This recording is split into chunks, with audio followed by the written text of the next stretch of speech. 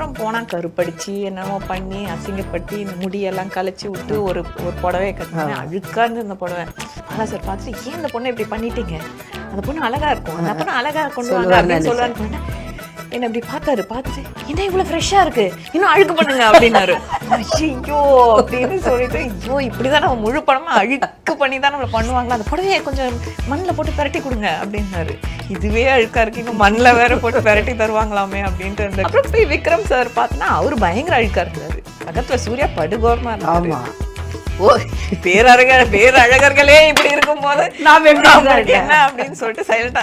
அதாவது விக்ரம் சார் எப்படின்னா எனக்கு இன்னமும் அந்த ஷார்ட் ஞாபகம் இருக்கு. நான் போயிட்டு இப்படி நான் குனிஞ்சிட்டு இப்படி இருந்தேன். அப்புறம் விக்ரம் அப்படி இருந்தாரு, இப்படி பார்த்தேன். அவரு அந்த பல்லு வேற